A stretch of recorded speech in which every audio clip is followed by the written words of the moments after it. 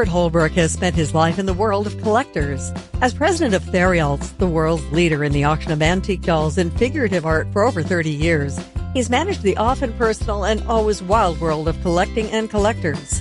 His market expertise and knowledge of trends comes to life in The Curious Collector, where he shares his experience and experiences in real-life stories, alongside sage advice on how to build great collections within the happy life of a collector. Welcome back to The Curious Collector. I'm Stuart Holbrook, and so happy to be here with you in the first podcast of 2026, episode 36. And I'm really looking forward to another 12 months of coming out with some intriguing conversations with all of you, interviews in the world of collecting and, of course, the world of doll collecting and figurative art. It's actually New Year's Day that I'm recording this. So starting off on the right foot, which I always think is much better than actually having resolutions, but actually doing something.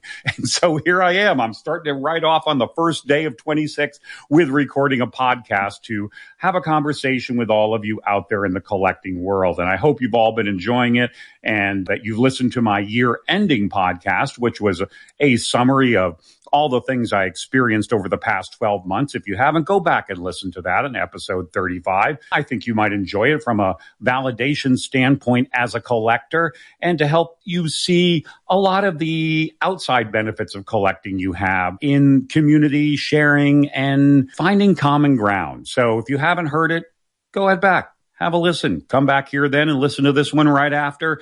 And we're going to get right into it today. It's going to be a shorter episode to start off the new year because I wanted to do something that was unique and kind of going back to all of the things we've talked about in the past year and condensing it into one basic premise and concept that I think every collector does hope for in their life, and that is building a great collection. And ultimately, the title, as you can see, is that I believe anyone can truly build a great collection out there. I don't care how much money you have. I don't care where you live. Any of the restrictions you might feel you face in your life to build a great collection. I believe there is an ability to do it with everyone out there. People need a roadmap. And that's the one thing that we tend not to have in collecting. There's no university program you can go to in 6 months, take a few courses and have a real clear-cut, proven map, as we've said before, to the idea of building a great collection. A lot of it is kind of on the fly. You just learn as you go. So I thought I would help you a little bit with this today in showing you not only that you can build a great collection despite any adversities you might feel you have in this, but to give you some clear-cut lessons that I have learned from other collectors out there in the world of how they have done it. Many of them, again, limited budgets or far away from collecting bases where there may be doll shows or doll clubs, and to give you the guidelines that they have framed their collecting on and to teach you things that I have learned as well from watching all of you. Now, I know one of the questions people tend to have for me, or dare I say even doubts, is that ultimately people look at me and say, well, Stuart, who are you to give advice to a collector? You don't actually even collect. And I get that. I perfectly understand that that's the first reaction someone might have, especially if they don't really know me. But the reality is, I've always felt that my position in the marketing of collectibles, my position in the marketplace of collectibles, and the very fact that I don't emotionally collect myself in any regard helps me to see things with a clear understanding of how collectors succeed and where they may break down during their collecting life. And so I'd argue I'm actually probably better suited in some cases for this kind of analysis. So the first thing we really need to kind of discuss here to understand is what defines a great collection? Because I imagine a lot of you are thinking, oh, well, Stuart's going to try to tell us how we can build a $3 million collection on a $5,000 budget. And no, I'm not going to do that. And nor is that necessarily possible in the immediate. It may be in the long term, and I'll give you some ideas and pointers in that particular regard. But I want to first define what a great collection actually is, because I think this is really important for people to realize that one person's great collection is very different from another person's great collection. And it doesn't necessarily mean that it has to be a $3 million collection. It doesn't mean it has to be $3,000. Everyone will have a different framework in which to put a great collection. Ultimately, it comes down to this.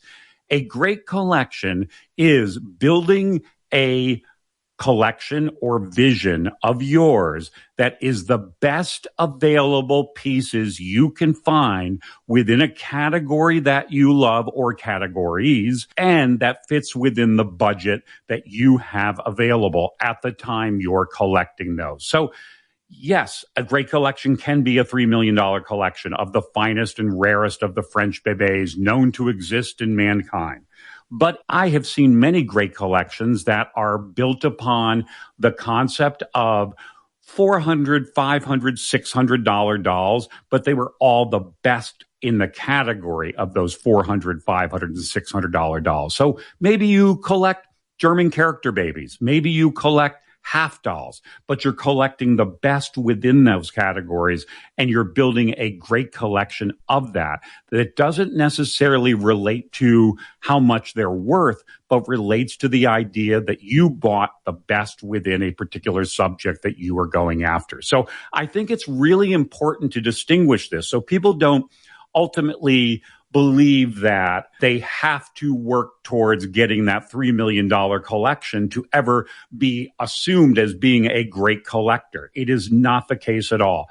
I know great collectors who've built a fabulous collection worth maybe $40,000 or $50,000, but it ultimately is consisting of items that are unique, interesting, and the best within category. With that said, if you want to build a $3 million collection and you're on a $5,000 budget, as we mentioned before, I do believe still that the potential is there that you could do it if you play the long game, that there is ability to build, okay, maybe 3 million might be a stretch, but I have seen people who started off young, started out on a limited budget, grew their finances, sure, over time, but as well were able to utilize their collection, build upon it in order to build a $1 million collection or $500,000 collection. So if it is about value and you want to be up into that kind of a level, of course, you can still do it.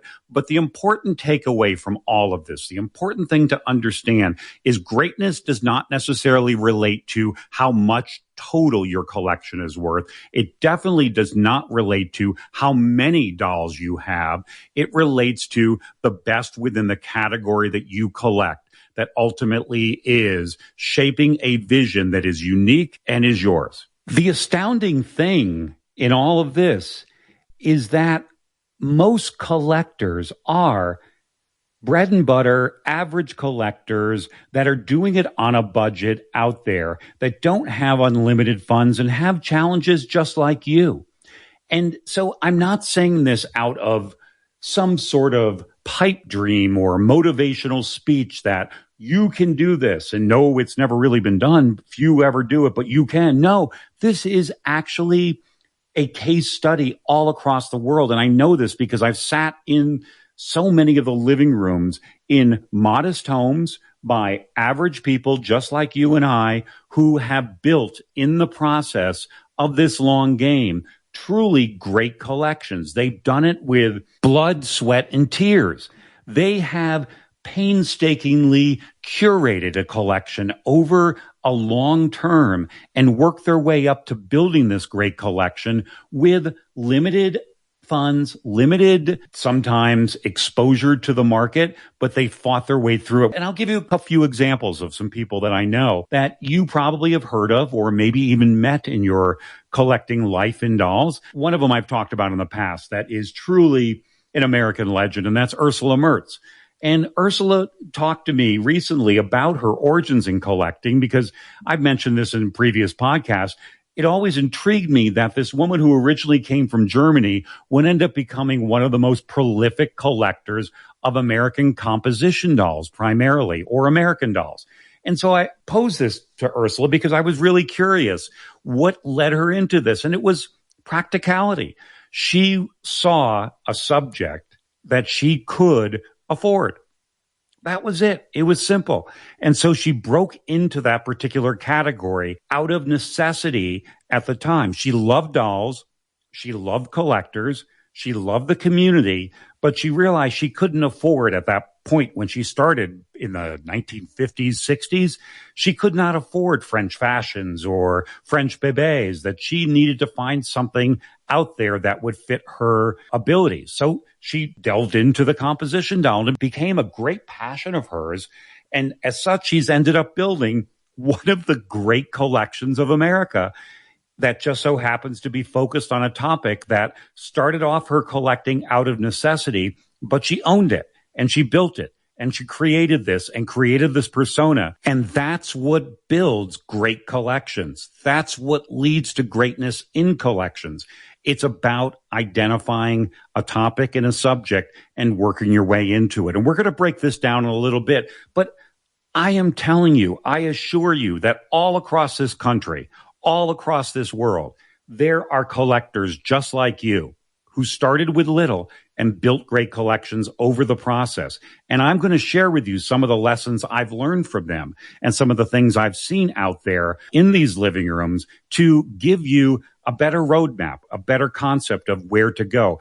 People like Catherine Peterson in South Carolina, who started in her 20s and gradually, patiently built up a fabulous collection. Deborah Jenkins, Vicky Cutts in Wisconsin, Mia Grabowski in Houston, Marina Tagger in California. Again, these are collectors just like you and I. These are collectors who have proven through this blood, sweat, and tears that you can do it. And guess what? What's the reward? It's really fun. This is what collecting should be. It should be challenging. We tend to all think and we tend to identify the big hitters. You see some of the collectors I know out there who may come from significant wealth, seem to have the money for all the best dolls, and seem to get so much. But the reality is, it's kind of like focusing on negative things out there in the world. Those negative things typically come from a very small percentage of the actual people. The realities are, as always, the majority of the people are just like you and I. So we can learn from some of the success stories in some of the names that I've just mentioned to you in what they have taught me over these years. And I'm going to break these down now into what I think are about 13 or 14 different succinct points of hallmarks of great collectors. And let me interject as well something that I think is important, that this may be very useful and obviously is incredibly poignant for somebody coming into collecting right now. They're a new collector and they're looking for some guidance of, hey, I've got this idea of collecting dolls. I really do want to build a great collection. What are some of the things that I need to look out for? What are some of the best practices I need to instill in my collecting life? But that's great. I also do believe that even if you've been collecting for 20 or 25 years and you feel you've maxed out or you've hit a plateau, if you will, in your building this great collection, that you can do a restart. It's New Year's, actually. So everybody has a fresh restart button in New Year's. You can hit that restart button in your collecting and say, okay, I made it this far. I've plateaued. What do I need to do now to get to that next level? And I think some of these things you can actually initiate in your collecting. Not all of them. Some of them you'll already have. But a lot of them you may say, you know what? I need to initiate that in my collecting. I need to restart back again to take a good hard look at where I've been, but as well look at where I need to address some practices in the future as I continue this evolution. So let's break it all down with the first one of all. And this is especially really important for new collectors or maybe collectors who have never felt they're getting an opportunity to get good things. And that is you have to have some level of acceptance. What do they say? The first step is acceptance. And acceptance is huge in collecting. And what do I mean by that? Collectors often come in and think, hey, I love dolls. I love the subject. I'm learning about them. And as such, great dolls, the greatest dolls in the world, are just going to fall from the sky. They're going to land on my lap, all because I love them. Well, I'm going to be the bad guy to tell you it really doesn't work that way. You've got to get out there and actually work for them. Great dolls do fall from the sky if you know where to stand when they fall. And part of knowing where to stand are going through all of these additional steps that I'm going to talk about to give yourself a better opportunity to get lucky, be lucky. Because collecting, a lot of it is a plentitude of lucky moments throughout your life where you just happen to be at the right place at the right time. But that really isn't luck. It comes through experience and skill over time of knowing where to place yourself so you become better in tune with the flow of things coming out and you have better opportunities. If you sit back and wait, if you think that they will just come to you because you love them and that's it, you'll never end up building a great collection. One of my favorite books, and I know it's kind of cliche, but I really think it did simplify in a form of storytelling, is Dr. Seuss and Oh, the Places You'll Go. I've always loved this book since I was a kid because I really think it summed up so much about life in just a few pages and some fun pictures. And if you remember in that book, if you've read it before, and if you have not, you've got to pick up a copy and go through it. It will take you all of about 10 minutes and you will come out with a eye-popping epiphany moment of, yeah, life really does work that way. There was a point in this book where Dr. Seuss referred to the waiting place. And that was a place where everyone just sat and waited and waited and waited. And nothing ever happened. Nothing ever came their way because you've got to get out and you've got to go. You've got to keep moving. If you think it will just come to you, these dolls, because you love them, because you're waiting patiently, they won't. You got to get out there. You got to keep moving. And you've got to start using some of these other lessons that I'll go through. You've got to actually work for it. And the first step in working for it is research, education, learning, and evolving every day with this. You have got to pour through books, websites, thinking about all the different historical aspects, listening to people, but also developing your own critical thinking within this process and never stop. Just because you've read every doll book out there, just because you have researched on the internet, just because you've been to 100 auctions and 200 doll shows, talked to the leading experts in different fields, that doesn't mean you stop. You just keep digging. You take one subject and you pour into it deeper and deeper and deeper until you have a true understanding, because ultimately this will lead to your ability to be in the right place at the right time. You will see things beyond what others do. You will stop listening to what others tell you necessarily, and you will begin to frame your own form of critical thinking on all the subjects of dolls. And this is perhaps the most important thing, perhaps the one thing that you can really address in your collecting is the never-ending need of research and the never-ending course of critical thinking within that process. Remember this, I've always said, and I guess it works in collecting better than anything else, the more you know, the luckier you are. It's really quite simple. So research constantly your entire collecting life. Read, watch, learn. But more importantly, and this is something you can do in the beginning, or you can even, as we've talked about already, doing a restart, you must, as a collector, prepare a plan. And this is something that I have not seen really often done by too many collectors. People will come into collecting and they'll learn some things. They'll develop some knowledge. They'll go to doll shows. They'll go to doll auctions. And in their mind, they're creating an idea of what they see. But a lot of it is going to be based on their observation of others. But I've never really understood why people didn't one day sit down at a table for 3 hours and write down, here is my manifesto. Here is my plan. Here is what I want from collecting for me. These are the things I aspire to. This is my vision. This is why I do it. Write an entire summary, because I believe it will really help to begin to establish a parameter for your journey that will keep you going forward in a proper way. I do believe, and I've said this in a podcast before, that the road of a collector should never be straight. You should always be willing to take back roads and side roads. But the ability to find those in a constructive manner means you also have to have a plan. To get to those side roads, you have to be going from point A to point B. What is your point A to point B? And construct that idea with the willingness to say, but I'm also happy to take some of these other roads and see what I discover in this process of both research and experience. So prepare a plan, write it down, and evolve that plan over time. Maybe every 5 years, stop and take a look at your collection, what you've collected, and say, all right, let me rewrite my plan now, again, as I see it, and see, are there things I want to change? Are there things that I thought I was going to enjoy doing that I'm finding I don't enjoy as much, and things I hadn't really thought of 5 years ago that I would like to explore a bit more?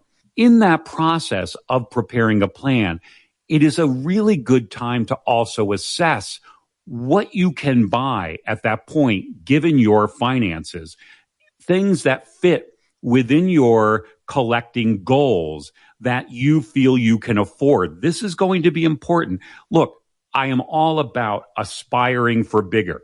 You should aspire for the best. If you're on a $5,000 budget, but you one day aspire for $50,000 dolls, that's great. Write it down. Tell yourself this is what you want to do, but be realistic in saying, but here's what I know I can achieve now. These are the things that I can afford now that I would like to buy. These are the goals of my collecting within the financial means that I have available, and stick to those goals.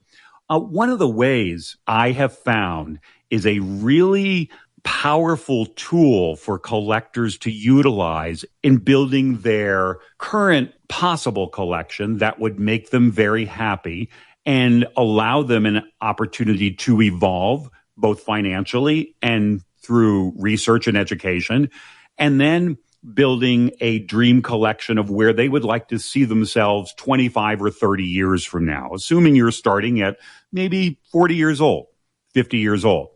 One of the tools that I love is available and free for everybody and online and very accessible is Pinterest. And you don't hear a lot about Pinterest these days. And it's such a shame, because I think this is a great place to build a work board. You know, people use it for doing interior design or choosing furniture or colors of paint or something like that. Well, there is an unbelievable amount of doll information and doll photographs and doll history in Pinterest as well. Theriault, as one example, we have all of our archived auctions from, I think, the past 15 years, marquee auctions on Pinterest that you can go through every photograph of every auction. You can then create dream boards. So you could have multiple boards within your account of where you can have, here's my board of dolls I would love to have in my collection now that I feel I can afford. You can shorten that title. You don't have to make it quite that long, but you get the point. Then you can have dolls that I aspire for in 25 or 30 years that hopefully I'll make more money, I'll have more money, or I will have evolved my collection in the way that I can leverage my existing collection to be able to get to that next level. So make these dream boards. Here's the other thing. Take another category of all the things that, you know, I don't want to collect these, but they're really interesting and they're very subtle in their forms, in that people may not recognize certain things about these in a general doll show or antique show or something along those lines. Things of intrigue that you may not collect, but you'd like to learn more about and dig into. And I'll tell you later on how that can become extremely beneficial. So you can create all these multiple boards of things that you're interested in and things that you aspire to later on. And you will learn a lot about yourself, a lot about what you really do want, and it will help keep you focused on not straying too far, which is so easy to do in collecting, straying too far from the focus that you want to build, the collection that you aspire to in this plan that you have developed. And it will allow you to as well develop one of the most important aspects in collecting. And it's my point number 4, and that is patience. Patience is absolutely the most important value of a collector, a great collector that you will find. And it's not easy. You know, the old saying, collectors are going to collect, and they will accumulate quite often. And they have a need to add things. And I get this. It's part of the joy of finding things to keep building this collection. But patience becomes the most valuable thing that you can have as a collector, in that it disciplines you to avoid what I call the cycle of compromise. And the cycle of compromise is one that will defeat a collector from being a great collector every single time. So how does this work? Well, you know, as you get into collecting, and a lot of you have probably already learned this, you go to an auction and you go to a doll show, and it just seems like everything really great that you aspire to seems to go to everyone who may have $1 more than you to spend. And, you know, it's a $500 doll, and you come in with that $500 hot to trot, ready to go. You're there to buy it. And lo and behold, you only got 500, but there's a person next to you and they've got 510. And they're going to spend that $510 at the auction, which is a great example. And you've been outbid. So what tends to happen with so many collectors who are not patient? They compromise, because it's hard for a collector to go somewhere. You know, you invest all this time. You've planned to go to this auction, let's say, because that's my wheelhouse. You plan to go to this auction. You've waited for this day. You went, you studied all the dolls in there. You spent all this time making your selections. You came down to 2 or 3 things that you really want, and you're going to go for those dolls. You've invested a lot into this, and you keep getting outbid. So because of this investment, you start to think to yourself, well, I can't go home empty-handed. I've got to get something. So you compromise. You buy that 10th doll that you kind of looked over. You kind of thought, oh, well, it's okay. It's nice. And you're going to go for that. And you get it. And so what ends up happening? You have a compromise in your collection. It's not something that made your heart sing. You like it. It's okay. It's nice, but it's not the one that made your heart sing. And you have pulled that money. Let's say that $500. You've now pulled that out of your war chest. So a month or 2 months later, you go back to the next auction or the next doll show, and you have $500 again to spend. And the same thing happens, and you compromise. What though if, let's just say, that first auction, you went to it, you didn't spend that $500 because you didn't get the doll that really made your heart sing. You got outbid. You went home, you put that $500 in the war chest, you waited a month or 2, you went back to the next auction, and now you had $1,000 to spend. Well, now you're in a better position. You are far more apt, as you build your war chest through patience, to be able to get the things you really aspire to, rather than the compromises that you cycle through over and over again because of this need to keep adding things as a collector. Developing patience is absolutely key. You never thought you would hear this from me, but and I will tell you, I think a lot of collectors live in great fear of these words, but it's okay to go home empty-handed sometimes. As long as you are disciplined in the idea of, I went home empty-handed this time, but that's okay.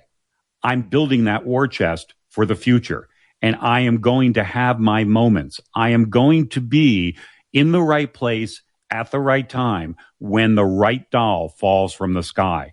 And you're putting yourself in a better position by being patient, always in your collecting. And that will be probably one of the greatest assets you can ever develop in building a great collection. But you're going to be shocked that I'm going to counter that with the next thing. And that is, collectors also need to be a risk taker.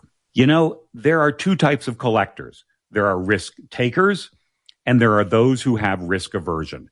And great collections tend to be built by risk takers. That is, they're willing to make mistakes. They're willing to accept that I'm going to fail along the way. It's going to happen, and that's okay. And it's so interesting to me that I think a lot of times collectors are far more attentive to the fear of failure than they are in the joy of reward. That is, they got their great doll, but yet they fixate on something that they bought 2 years ago that was a failure. That's okay. Failure is a part of the process of educating yourself and getting to the great collection and getting to that next level. So, you know, when I said develop patience, it doesn't mean you're not going to fail along the way. You will, but you will not compromise. Being a risk taker allows you to take chances, not just in what you buy, but maybe where you go to buy it. When you get that call from somebody who says, I have a doll and you don't know me, but I can't send pictures and I'm 100 miles away. Would you be willing to come look at it? You say yes. You got to go. Or else you're in Dr. Seuss's The Waiting Place and just sitting and waiting and waiting and waiting. You need to get out there and take risks. I have spent my life risk-taking in this business because I had to. You have no choice. For years, I had to go look at everything, and there were a lot of duds along the way. There were a lot of mistakes and a lot of investments in time and money to get nothing, but that's okay. It's part of the process, and that's how you get to the next one. You got to kiss a lot of frogs before you get to the prince. And so risk-taking is an essential part of building a great collection. And if I look at every great collector out there, some of the names I mentioned earlier, I see people who were not afraid to take risks along the way and were okay with accepting their failures and properly giving respect to their rewards and successes and being able to think of those in a better light than they do their failures. Which leads us into the next point that I think is one that collectors haven't really thought about too often, but as soon as I mention it, it's going to immediately resonate with you and you're going to identify with it and understand and have an aha moment. But this is a tough one to really break through with collectors who may have what we just talked about, that's risk aversion. And that is what I call the herding effect. And the herding effect is really unique. And that is, I guess you could also call it the herd mentality. So let me give you an example. In our marketplaces, in collecting, you're going to have subjects that get really trending and get really hot. And it seems like all the collectors are flocking into that moment together. And then you're going to have subjects that they may have been hot once before, or maybe they haven't really ever caught on at this point, but they kind of languish off in the corner somewhere. And it's a quiet corner and it's not quite as exciting and there doesn't seem to be as many people in them. An example right now, German characters as a perfect example of something that used to be really hot. It seemed like people were herding to them like crazy, record prices left and right. And now they seem to be very affordable in some cases. And with that, those who have risk aversion tend to look at that and say, German characters, I don't know. There just doesn't seem to be many people collecting them like there used to be. And I want to go over to the categories where there's a lot of people and everybody's fighting for them because I feel like I'm taking less of a risk. I feel like that's where the joy is. That's where the people are. And it seems dark over here in the world of German characters. And yet that's exactly where I think great collections can be built, is buying on the edges of these categories that suddenly seem to be on a little bit of a downturn. And that's when you want to make your move in those particular markets to buy the best. Now, I'm not saying you're going to go out there and find German characters for some bargain price of $50 or $100. Good ones are going to be expensive. But when you're in a market that you're finding is a herd market where everything is hot, you're never going to be able to buy the best, because the top wealthy collectors are going to beat you out on those particular categories all the time in the hot markets. But if you can go into these other markets, in these fringe markets that tend to be a little bit soft right now, you're going to find it's going to be a little bit more open to you. Yes, there are still collectors there. Yes, there are still going to be some big prices, but you're going to find the quality of the items that you can find is going to be far better, that you will be able to actually afford, versus in a really hot market where you're going to end up doing the very same thing we've tried to avoid previously in developing patience, and that is you'll end up compromising. You will end up buying lesser items in a hot market. If you go to these lesser markets right now, you'll probably have an opportunity as the average collector, the everyday collector, to be able to buy the best within that category. And it absolutely is about risk-taking versus risk aversion. This is, again, where it comes to play in your collecting, and why it is so absolutely vital to recognize it in yourself and to learn to balance it out. I have people who buy things in a hot market and they pay an incredible price for it, and they're as happy as can be. But the reality is, it's so fascinating to me. I will have a collector who may have some risk aversion and always worried about making a mistake. They will buy a really great doll in a market that is a little bit soft right now. We talked about German characters as, I think, an incredible opportunity market right now. You will find they get a great buy. Nobody really bid against them at the auction. It went for what is perceived to be a relatively inexpensive price for something as rare and as beautifully presented as that particular doll. And instead of being joyful, instead of saying, I can't believe I just did this, they often come up to me, and do you know what they say? Stuart, can you reassure me? I'm really, really nervous. I got this doll and I love it. And it's one I was really targeting, but I don't understand. Hardly anybody bid, and I got it for less than the estimate. And now I'm really nervous that I made a mistake. Yes, this happens. Interestingly, though, no one ever comes up to me after they got into a bidding war in a really particularly hot market and paid what was perceived to be a top price for a piece and said, whoa, I'm really nervous about this. I really got carried away. No, they feel actually reassured because so many other people were bidding on it. They feel like it validated them in some way. Because I think collectors often come with a little bit of a lack of self-confidence in trusting in themselves, so that they don't want to go outside any of these markets where it's perceived to be a little bit less frenzied, where it doesn't seem to be as much validation out there and everybody buying them.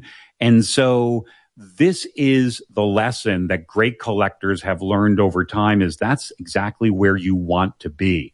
That's exactly the market you want to look for. You have to go, remember these words, where it's uncomfortable. And that's part of being a risk taker as well. The next point really kind of goes against the grain of what people imagine collecting to be. People think of collecting as being accumulating. And I think of it very differently. If it was all just about accumulating, you'd have a house full of things with a few good items, but most of all, it really wouldn't resonate in the idea of defining you and defining in particular your vision for a collection, which is why I mentioned before that laying out a plan, laying out your vision in writing as to what you want to achieve in collecting is a really important process to building a great collection. As well, not thinking of it as accumulating, but rather thinking of collecting as curating. And that is curating your vision, curating your taste, curating a part of yourself in what you wish to achieve. So think of yourself less a collector and think of yourself more as a curator. Streamline your collection throughout its history. That is, garden it. There's going to be things that you buy now that 20 years from now you're going to look at and say, you know, my vision has evolved. My vision has changed. I want to move on from these items and I want to move into this. That's okay. That's part of curating. That's why you want to avoid the idea of thinking of it as accumulating, because then you never garden your collection and you get bogged down in numbers rather than quality. And remember these words that I've often told collectors across the world in my lectures is that as you grow in your collecting, as you evolve, your collection will go down in size, should go down in size, but up in value. And that reward in curating and gardening your collection, that is that reward in identifying the pieces that you see you have moved on from, you can sell 10 of those and buy one great thing. Your collection financially starts to work almost as a fund to evolve it into a better place, a truly greater collection. And that is an important process in understanding that it is not accumulating, it is curating. Are you starting to see how all of these points really do relate to each other? They all build on each other. And this one will be really intriguing, I think, for some collectors in that it relates to research, it relates to risk taking, it relates to getting out there and learning everything that you can in the subject and in the field of the particular genre of collecting that you are involved in. So this one is willingness to buy things you actually don't want. Wait a minute, what? That just goes against everything you said, Stuart. I get it, but you're not seeing the big picture on this. This is especially useful for collectors who are really on tight budgets. You're really limited, but you aspire to the best. Well, educating yourself outside of your main framework. Let's say you love French bébés and you have absolutely learned everything there is about French bébés. You've read every book, every article, you've studied, listened to all the top experts. You feel confident. That's great, but you have one problem. You don't have enough money for the ones you really want. Well, here is a surefire way that some of the greatest collections have been built by people willing to step outside of their comfort level in their learning process, not buying, learning process first, to uncover other fields they may otherwise never have delved into before. So you love French bébés, but let's say you find a book on American composition dolls and you start studying that book on all these different compos and you start studying the market. You go on and look at auction prices on different ones and you see what are rare features. You might look at really niche areas like Schoenhut, for example, and learn about the different valuations of all the different animals in the circus figures. And you will uncover little secrets within these niche parameter markets. Kewpies is another great example. And you'll uncover rare things. These are the markets where you can make discoveries. And I've seen this before where collectors said, you know, I didn't know anything really about Schoenhut before, but I went and I read all the books on Schoenhuts and I watched all the pricing on Schoenhuts and I really paid attention to the auctions, seeing what features were rare. And one day I walked into a generally antique show or even a doll show and somebody had something on their booth that they didn't know what it is. Don't assume that somebody selling something knows exactly what they are selling.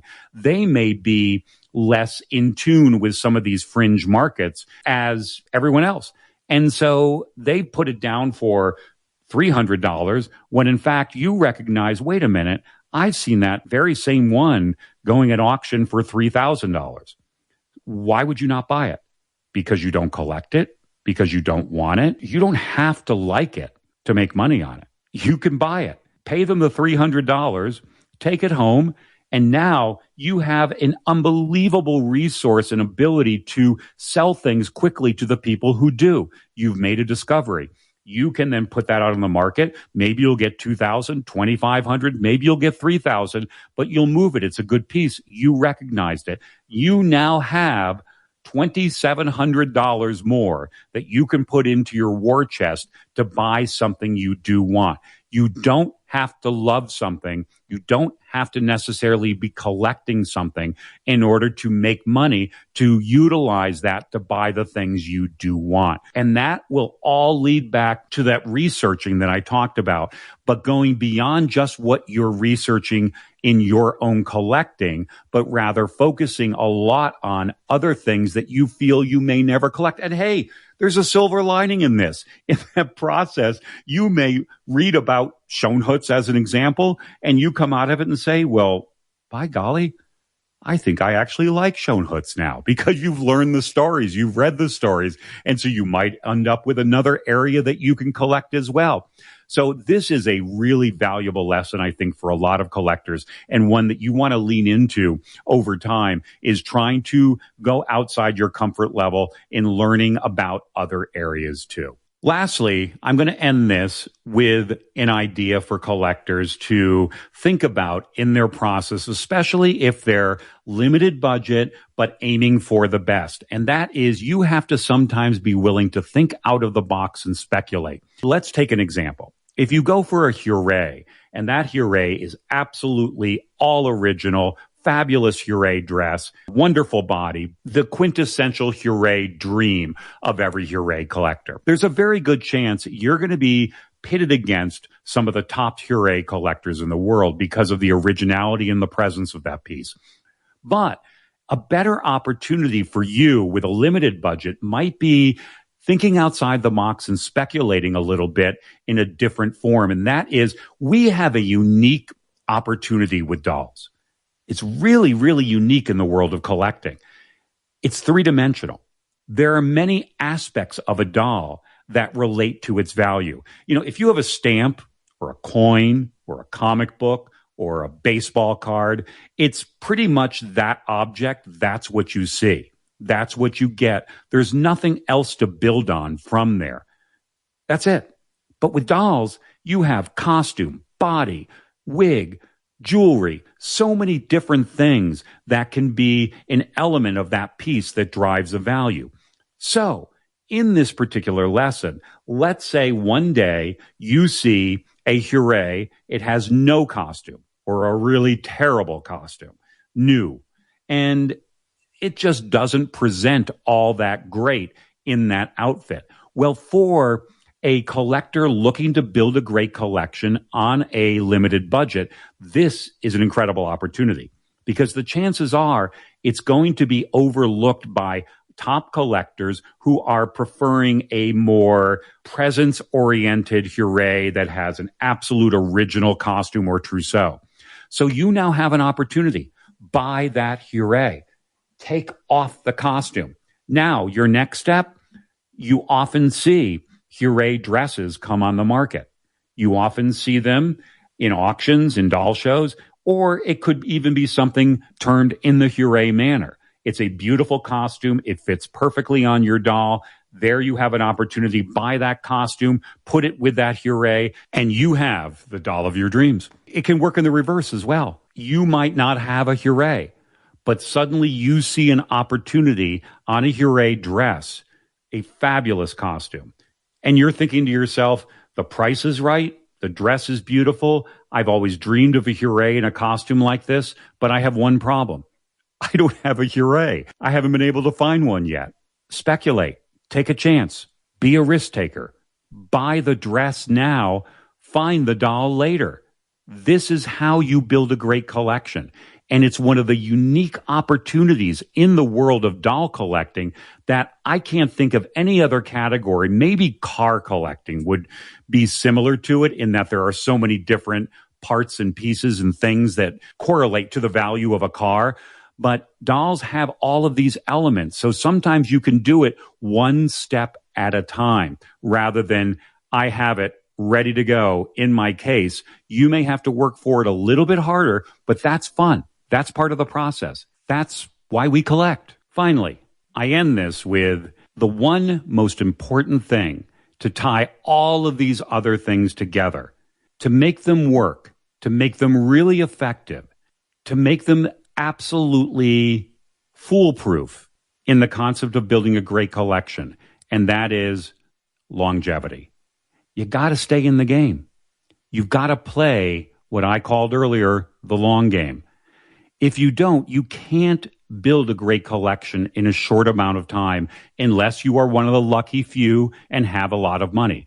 But really, what fun is that? Part of the joy of this is the challenge, is the hunt, is creating these moments, these lucky moments that you will have where dolls could fall from the sky because you know how to place yourself exactly in the right position.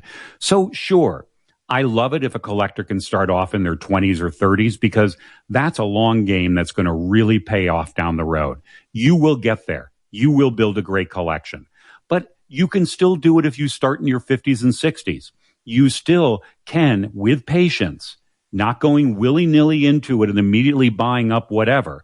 You can absolutely create a better 30-year framework in which to build this great collection rather than 50 years. You can do it in a shorter time, but you've got to stay in it all the way.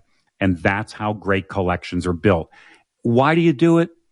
Because it's a joy, and it should be.